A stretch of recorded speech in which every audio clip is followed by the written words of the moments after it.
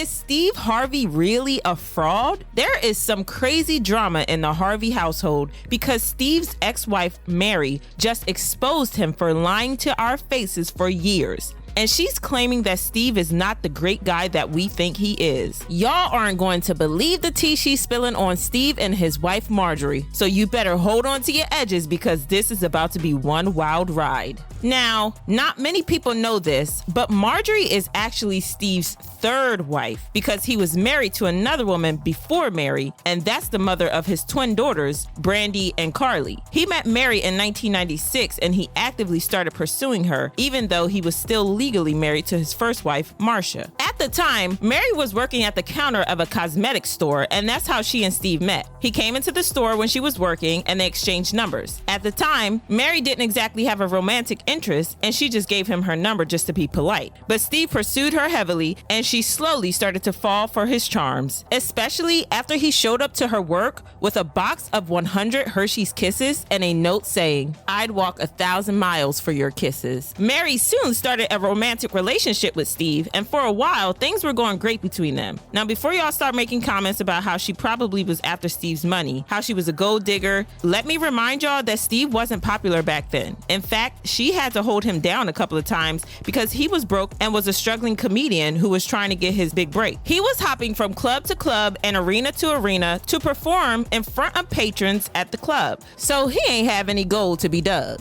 But like I said, Mary held him down through the hard times, and she even gave him the spare key to her apartment in case he needed a place to crash. His career slowly began to take off, and more people were queuing to watch him perform because he was in high demand. Y'all know how they say, behind every successful man is a woman. Well, Mary was that woman for Steve. And when he started to get a crazy level of popularity, she brought up the idea for him to start up his own club instead of performing at other clubs for just a cut of the fee. Now, Steve was already popular, but we all know that fame don't always equal rich, because a lot of these celebs just be living fake lives for the gram. Anywho, he didn't even have enough money to start his club because projects like that be costing a whole lot of money. But Mary, being the lover girl that she was, decided to invest in his club, and she pooled her life savings of $250,000 into Steve's club because she had so much faith in him. She even helped out with the design, interiors, and other stuff for the club. So not only did she put her money into it, but she also put her sweat into it as well. Talk about the ultimate lover girl. It was after this that Mary discovered that Steve was married with 3 whole kids. Imagine supporting your man for years and investing $250,000 into his business. Then you find out that he had an entire family that he kept hidden from you? Ciao. It would be my 13th reason for real. But Steve managed to convince her that he was in the process of divorcing his first wife, Marcia, so Mary stayed. They got married in 1996 and had their son, Winton Harvey, in 1997. But y'all know what they say, once a cheat is always a cheat. And this was true in the case of Steve and Mary because Steve continued cheating on her for a large part of their marriage. By this time, Steve was getting even more popular and was starting to make real money. So quite naturally, women started to flock around him. And he had one particular side piece that he kept for years, a woman named Terry Smith. And he seemed to be really into her. Y'all know how side pieces often have a crazy amount of audacity? Well, Terry certainly had a lot of audacity. And she even wrote a note to Mary informing her that she was having an affair with Steve. Mary still stayed with Steve, who continued his affair with Terry for 9 years. They eventually got divorced in 2005, and honestly, it's nothing short of a miracle that the marriage even lasted that long to begin with. 5 seconds after he and Mary filed for divorce, he started dating Marjorie Bridges, who later became Marjorie Harvey. Now, people have always speculated that Steve had been cheating on Mary with Marjorie before they even divorced,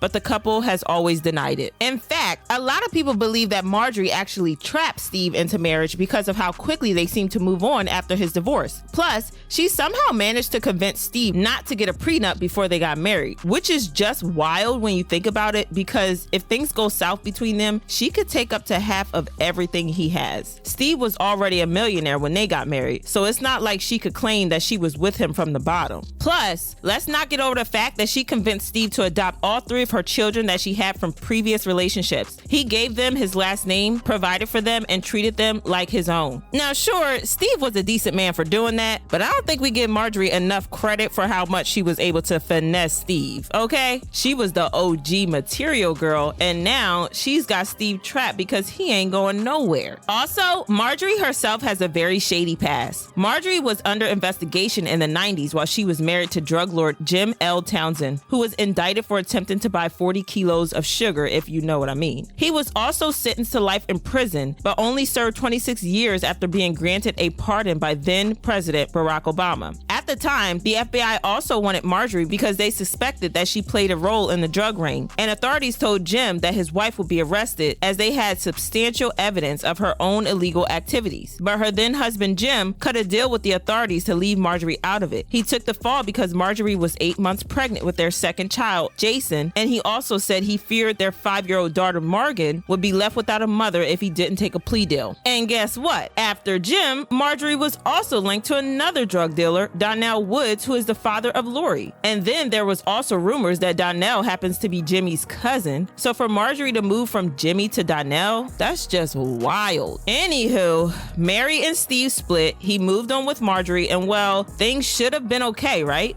Wrong. Because they got into a crazy legal battle, especially over custody of their son Winton, who was a minor at the time. Mary claimed that Steve was violent toward him, and she claimed that the divorce left her ruined because she lost everything, including her business, her cars, and she even got evicted from the home that she shared with Steve in the divorce. Even more, Steve never paid her the divorce settlement money that she was ordered to by the court. She also exposed Steve for allegedly hitting their son whenever he went over to Steve and Marjorie's for visitation. She claimed that Winton told her that Steve once punched him in the chest so hard that he got the wind knocked out of him. She claimed that Winton once came back from Steve's place beaten and bloodied and had bruises all over him. It was so bad that Mary claimed that Winton couldn't pee for days. She called the police, who came over and took pictures as evidence, but then they concluded that Steve wasn't a source of danger to the boy and they closed the investigation. Soon after that, Steve sued for sole custody and won, which means that Winton now lived with him permanently. And it was the end of the last times that she saw Winton because she claimed that Steve soon turned their son against her. What's more, he filed a motion to put a gag order on Mary so she couldn't talk about the case publicly, but he had no gag order, meaning that he was free to talk about it as much as he liked, which is just messed up. Someone commented, based on the timelines and all the different information I've heard about Steve and his relationship history, he clearly used Mary to come up and had no intentions of staying with her permanently. He was still married to his first wife when he first met Marjorie and told her he was going to marry her one day, and then he ended up marrying Mary first. So that just tells me he was not in a place where Marjorie was willing to accept him, or he didn't feel worthy of her at the time, so he used Mary to come up. Another person said, he did Mary so terrible. She never recovered emotionally from that trauma. And this other person tweeted, this is why I would never build a man up or invest in him. Heck to the no for me, to then turn around and give the best to another woman. No way in hell. So what do you guys think? Do you guys think Steve did Mary dirty, or do you think she's just being the bitter ex? Let me know your thoughts. And if you think this drama is messy, just wait until you see the next one.